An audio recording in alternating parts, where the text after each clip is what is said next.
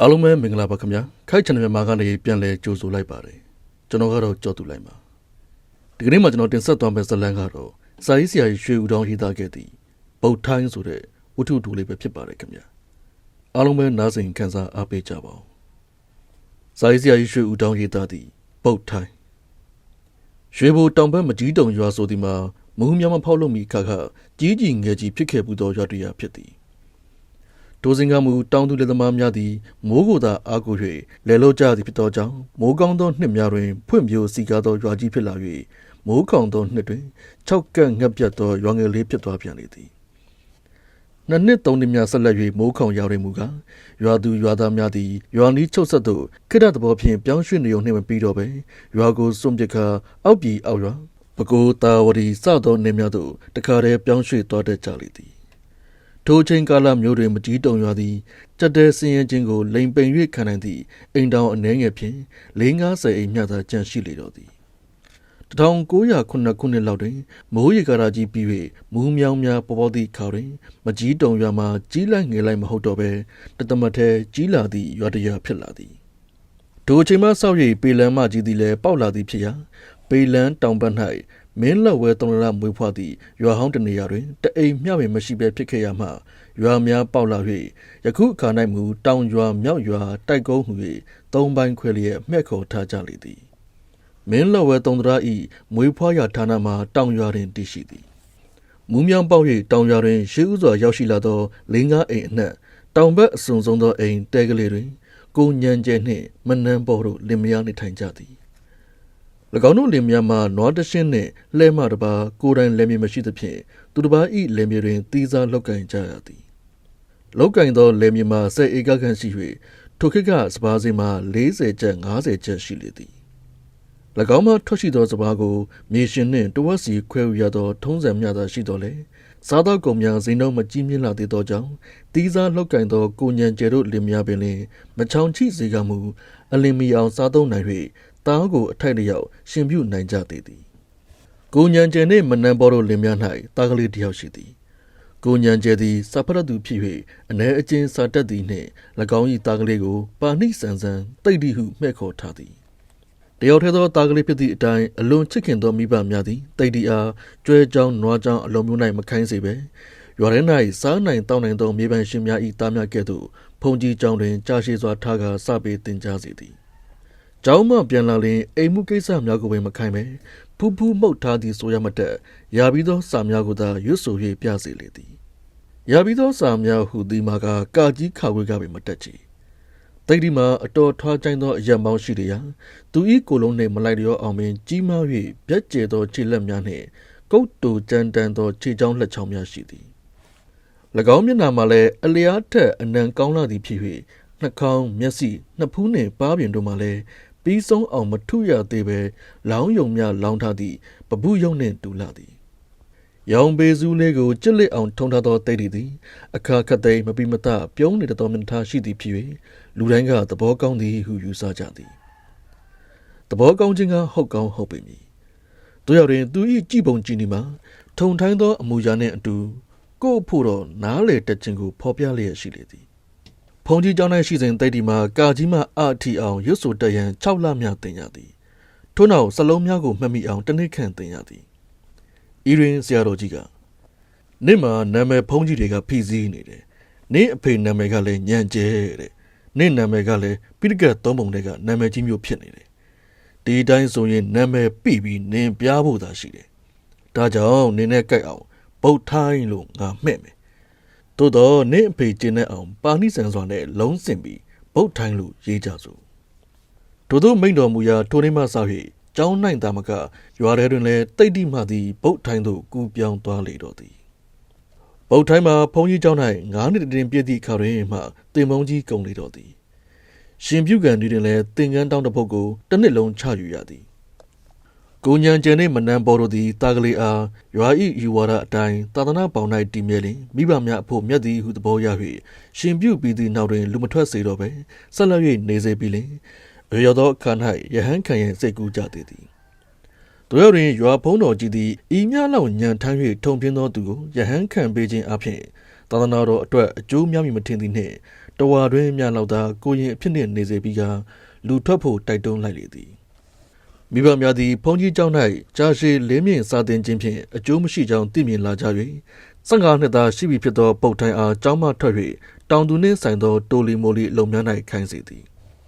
ပုတ်ထိုင်သည်ခိုင်းသောအလုပ်ကိုသာလုပ်၍ဖွဲနှုစကွဲစသည်များကိုတောင်းယူကာဝက်များကိုကြို၍ကြွေကာခိုင်း၍ကောင်းသောတငယ်လေးဟုဆိုကာတရွာလုံးကပိုရှန်သောစကွဲဖွဲနှုထမင်းရည်နှင့်ထမင်းကြံများကိုပါပုတ်ထိုင်သို့ပေးကြလေသည်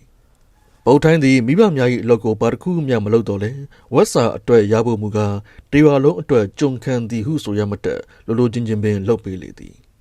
မိဘများကမူတစုံတရာညီးတွားခြင်းမရှိဘဲတားကလေးကျင်းနေခြင်းအတွက်ပင်ဝမ်းထဲမှနှစ်သိမ့်လျက်ရှိရှာကြလေသည်ဝက်ကလေး6ကောင်ကြီးလာပြန်သောအခါတွင်ဝက်လက်မြို့မှဦးလေးအကြံပေးချက်အရ4ကောင်ကို90ကျပ်နှင့်ရောင်းချလိုက်သည်မိဘများသည်စင်းရဲသူများဖြစ်ကြတော့လဲအိမ်မှုအိမ်တာအတွက်ဘာမှအလုံးမလုပ်သောပုတ်ထိုင်းထံမှငွေတောင်းယူဖို့မကြံပဲ၎င်းအကဲကိုကြည့်နေကြရာပုတ်ထိုင်းသည်ငွေ25ကျပ်ဖြင့်ဝက်ချံတစ်ခုစောက်၍ကြံရှိသော25ကျပ်ကိုမိဘများလက်သို့ပေးအပ်လေသည်မိဘနှစ်ပါးတို့မှာကြက်တဲစင်းရဲသူများဖြစ်ကြတော့လဲငွေ25ကျပ်ကိုမသုံးခဲ့ကြပဲမုန်းတတာဘုံတစ်ခုကိုကဟေးစောက်၍အပေါက်တစ်ခုဖောက်ပြီးလင်းထည့်ထားလိုက်ကြလေသည်၎င်းငွေမှာဗုတ်ထိုင်အိမ်တော်ကြသည့်အချိန်၌လက်ဖွဲ့ရန်အတွက်ဟုဗုတ်ထိုင်အားပြောပြလေရာဗုတ်ထိုင်သည်အလုံးသဘောကျသောအမူအရာနှင့်ဟဲဟုရီမောသည်သို့တော်ပါမျက်မပြောကြည်ထို့နောက်ကြံရှိသောဝက်များမှပေါက်ဖွားပြန်လေရာ6ကောင်များချန်၍ရောင်းချပြန်သည်ငွေရရှိပြန်သည်ဤတစ်ချိန်တွင်မူဝက်စာအတွက်ငွေ25ကျပ်မှတပါကြံသောငွေ90ကိုမိဘများ၏လက်သို့မအပ်တော့ဘဲမုံဘုံအတွင်သူ့ဘာသာထည့်လေတော့သည်တော်ရင်မိဘများကတစုံတရာမှမပြောရှာကြကြစိတ်ထဲ၌အောင်းသက်မြသာဖြစ်ရှာကြပုံပေါ်သည်နွားတရိတ်ဆန်တစ်ကြိမ်မွေးလျင်တကောင်မြသာမွေးတတ်ပါလေအချို့သောကလားများသည်ဘာဘူးကြီးများဖြစ်လာကြသည်ရာဝါတရိတ်ဆန်မူကတစ်ကြိမ်လင်စိုက်ကောင်အထိမွေးတတ်သောကြောင့်ကျွေးတင်လင်ဝမ်မွေးဟုသောမြမစကားပုံပင်ရှိသေးသည်ဗုတ်တိုင်းမှမူဝတ်ထီကြီးတစ်ကောင်မြနှင့်ဝမ်မ6ကောင်မှ8ကောင်အထိမြသာချန်က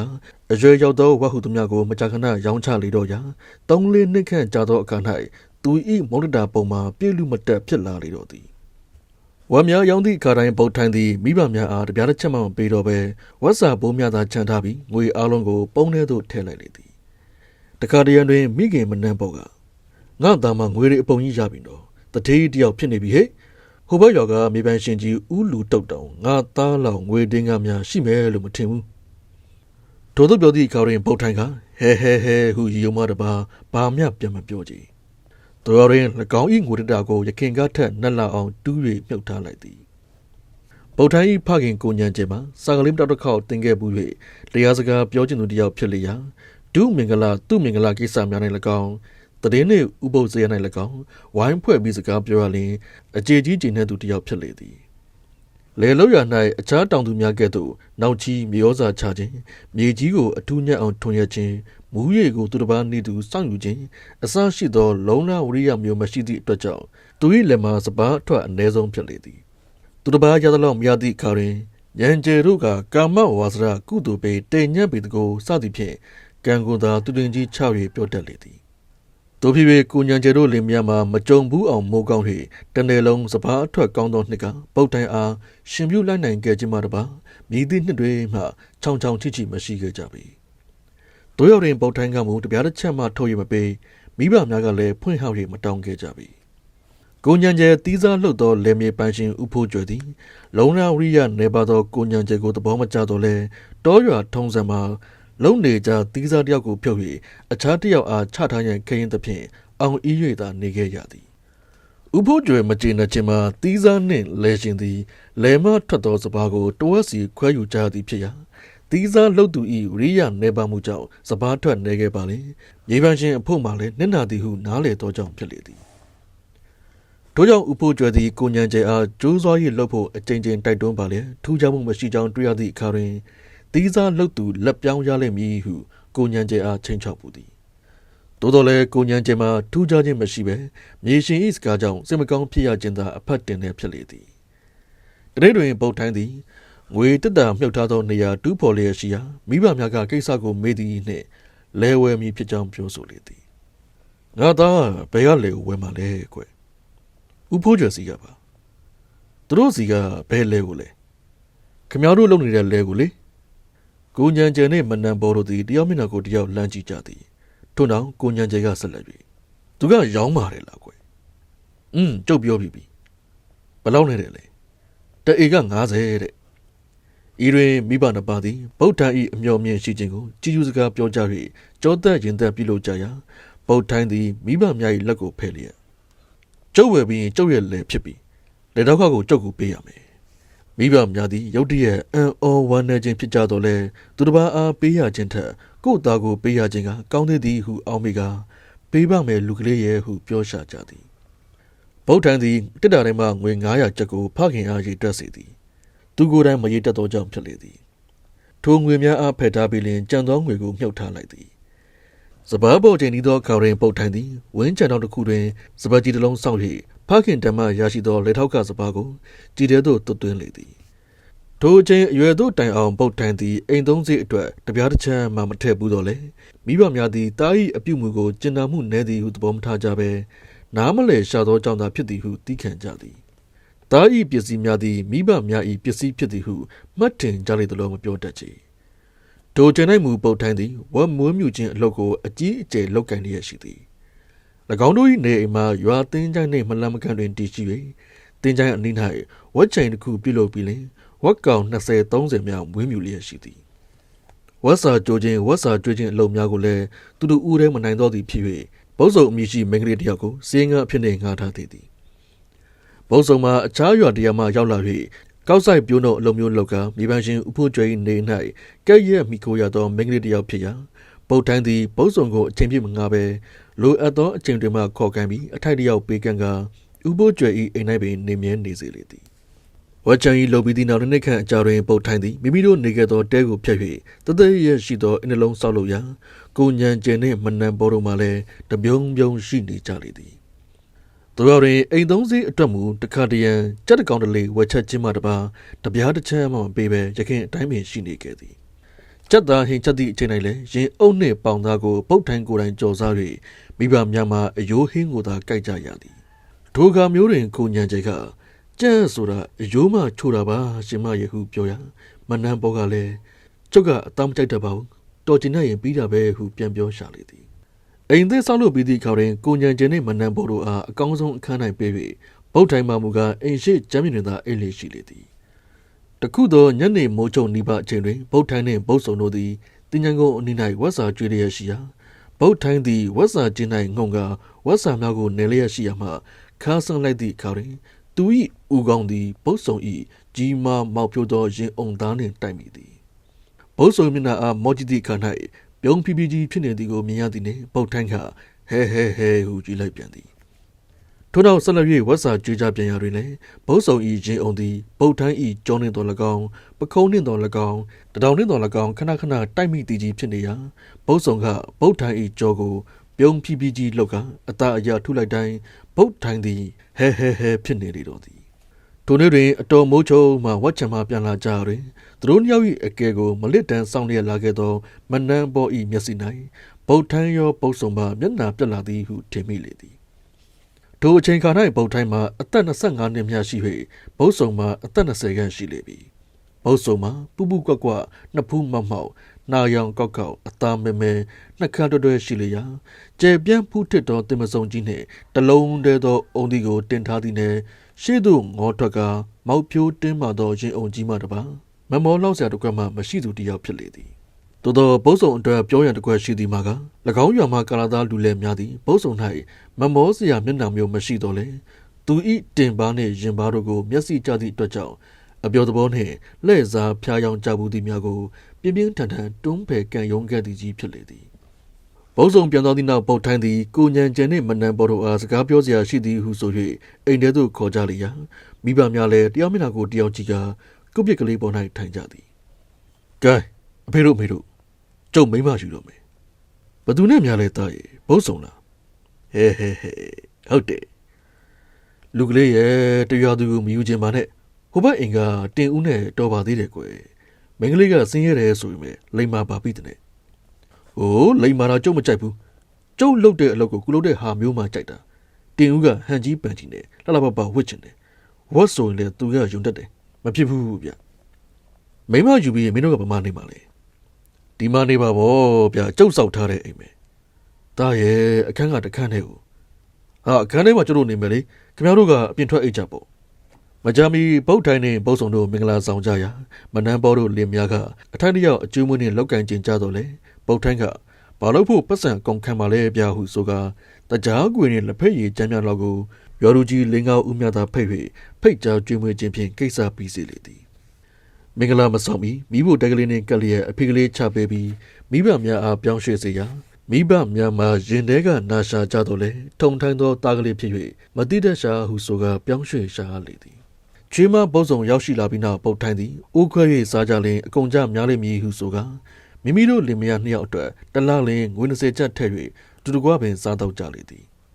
မိဖို့ကြောင့်ကိစ္စမှာမနန်းပေါ်ဤတာဝန်ဖြစ်၍ပုတ်ဆုံကပကံခက်ရောက်စေကြောခြင်းမောင်းထောင်ခြင်းစံဖို့ခြင်းစသောအလုံးများလာတာကူညီကဝကိစ္စကိုသာလင်မယားနှစ်ယောက်စလုံးလှုပ်ကန်ကြလေသည်အားလသောအချိန်များတွင်ပုတ်ဆုံသည်တပြက်စီးလက်ခြင်းစသောအလုံးလောက်ကိုပင်မလုပ်ချင်တော့ပဲလင်မယားနှစ်ယောက်အခန်းထဲသို့ဝင်၍အိတ်ကြလေသည်မနန်းပေါ်သည်ချွေးမပုတ်ဆုံပေါ်၌မကျေနပ်နိုင်သည်ဖြစ်၍အိမ်သူအိမ်သားများမှာဒိရချာစိတ်ဝမ်းကွဲပြားလာကတကြက်ကြက်ဖြစ်လာကြလေသည်မနန်းပေါ်ကတပြက်စီးကလေးမှမလဲကျင်ကောင်းလို့ဟုပုတ်ဆုံအားစူသည့်ခါတိုင်းပုတ်ထိုင်းသည်ဘာမျှမပြောဘဲတပြက်စီးကိုသူကိုယ်တိုင်ကန်၍လှဲလေသည်လဲထုံပြန်လာသောကုညံကျိတ်ကနွားများကိုထုံမဖြုတ်ရန်ပုတ်ဆုံကိုခေါ်သောခေါင်းတွင်ပုတ်ထိုင်းကပင်ထ၍ဖြုတ်ပေးလိုက်သည်တရင်တ၌၄ယောက်သားထမင်းထံ၍စားနေကြစဉ်ပုတ်ဆုံကပါဇက်ပြက်ပြက်မြည်သည်နှင့်မနန်းပေါ်ကလင်းနေသားနေရွယ်ကြီးရောက်လို့တော့မှစားတာတော့ပြက်ပြက်နဲ့ခလေးလိုပဲမရှက်ဘူးလားဟုပြောမိသည်ထိုကားရင်ပုတ်ထိုင်းကဘာဗျအမေကပုတ်ဆုံကိုယုံလို့လားယုံတယ်လို့တော့မဟုတ်ပါဘူးကွယ်လူမြင်မကောင်းလို့ပြောတာပါဟိုသူစားတယ်လို့စားမှာပဲဗျခင်ဗျားတို့ကအတူတူမစားနိုင်တခြားစီစားကြရုံပဲရှိတာပဲခင်ဗျားတို့လင်မယားမိဖို့ထဲမှာစားကြဗျာအဲ့ဒါပဲရှိရပဲဒိုနေမဆောက်ရိပ်ပုတ်ထိုင်းတို့လင်မယားကအိမ်ရှိမှစားကြ၍မနန်းပေါ်တို့လင်မယားမှာမိဖို့ကြောင့်တင်သာစားကြရလေသည်ပုတ်ထိုင်းကြီးဝါသနာတစ်ခုမှာတခွန်းပြောပြီးလေညီသူကတောင်းပန်၍မြပြင်တော့သည်မဟုတ်ချေနှိုးကွဲစားရလင်အကုန်ကြများသည်ဟုမနန်းပေါ်ကကန့်ကွက်တော်လေဒါဖြင့်တလောက်ကို25ချက်ထည့်မယ်ပြဟုပုတ်ထိုင်းကဆုံးဖြတ်ချက်ချလိုက်သည်မသိမြတ်မှုများသည်တရိချာကြီးထွားလာကြလေရာနောက်ဆုံးနိုင်မှုမနန်းပေါ်နှင့်ပုတ်ဆုံတို့မှာမခွန်နိုင်မပြောနိုင်သောအဖြစ်သို့ရောက်ရှိလာကြသည်အားလသောအချိန်များ၌မနန်းပေါ်လင်များကအိမ်တော်ဖိ၌ထိုင်ကြ၍ပုတ်ထိုင်းလင်များကအိမ်ကန်း၌ဝင်အိတ်သည်ဖြစ်စေ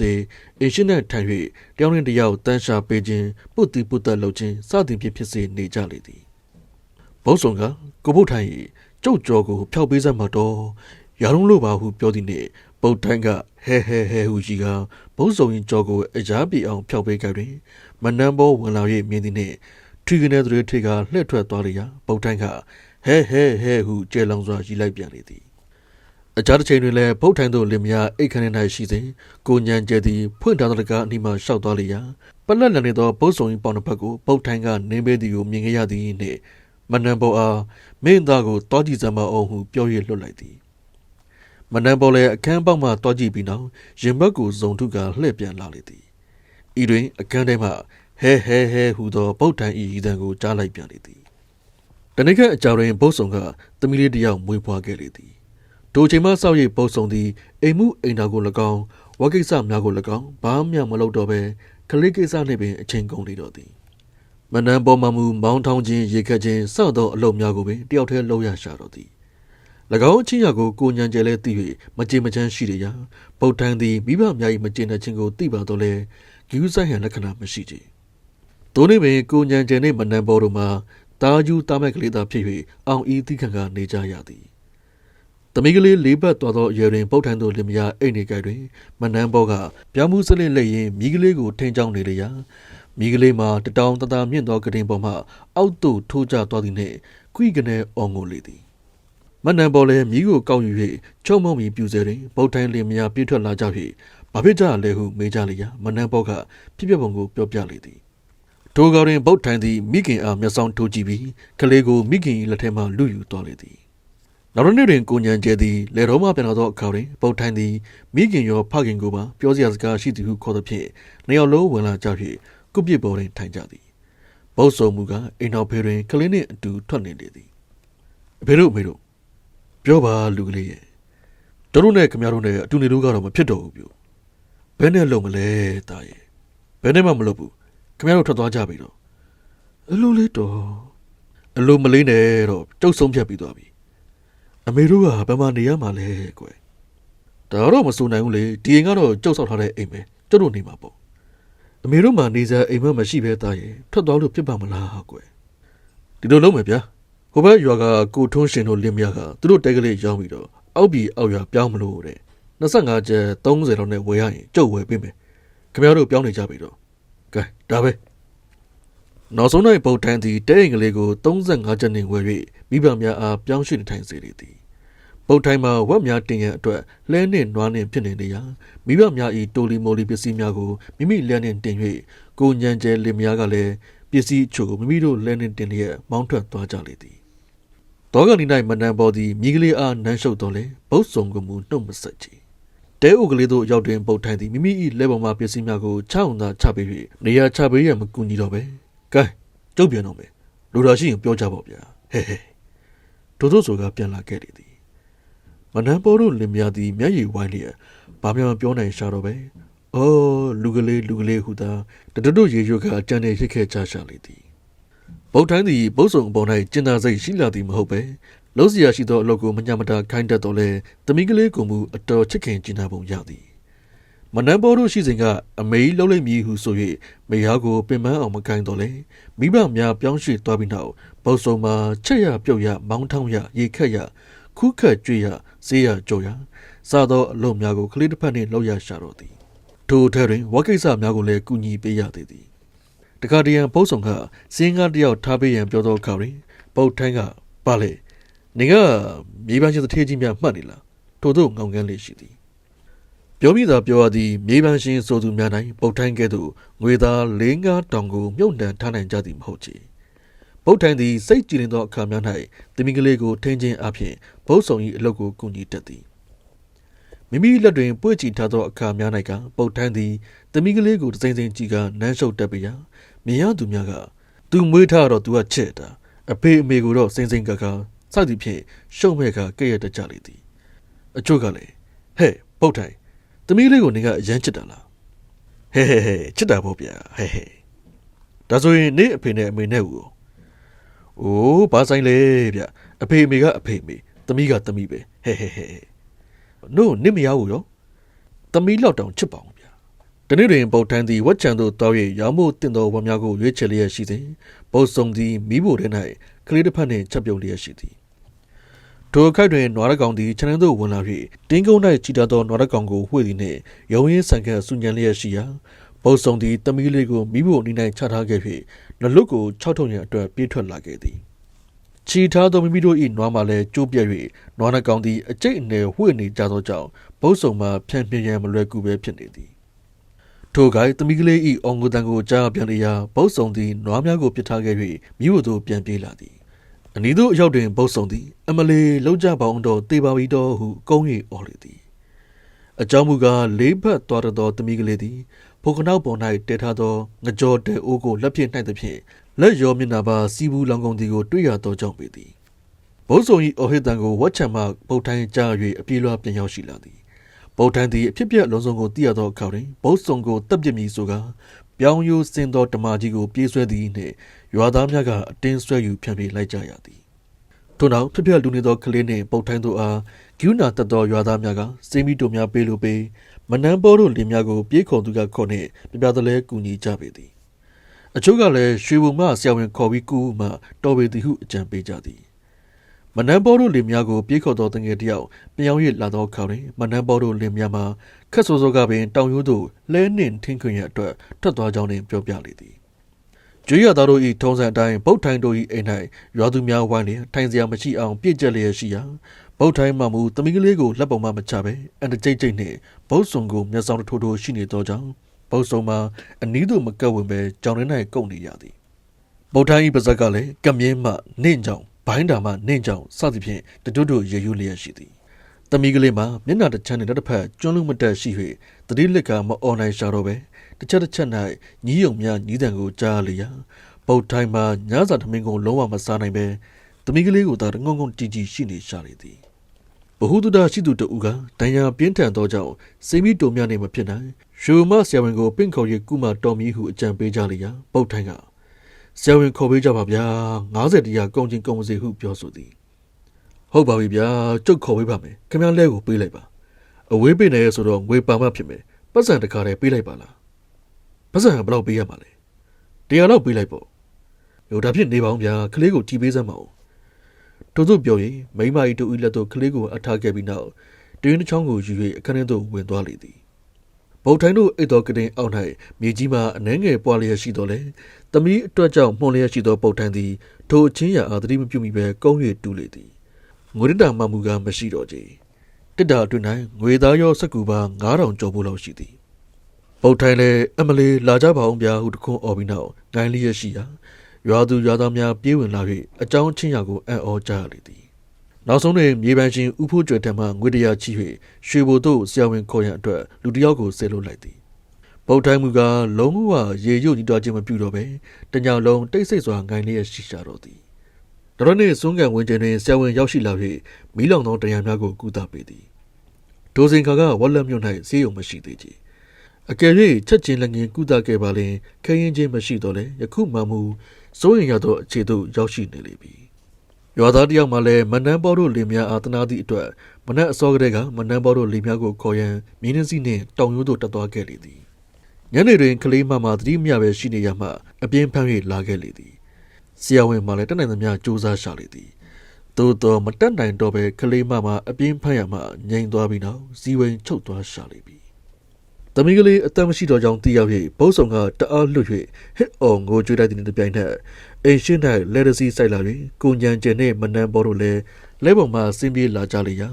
ပုတ်ထိုင်းမှာဘာပြောညံမပြောနှင့်အိမ်ထဲမှပြေးထွက်လာပြီးမိဘနှစ်ပါးတို့၏ခြေတော်များကိုစပင်နှင့်တလဲစီပုတ်လေရှာတော့သည်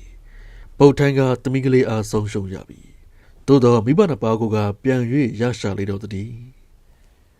နားစဉ်အဘေတော်ပိတ်သက်များအားလုံးကိုကျေးဇူးအများကြီးတင်ရှိပါတယ်ဗျကျွန်တော်ကတော့ကြောက်တူလိုက်ပါ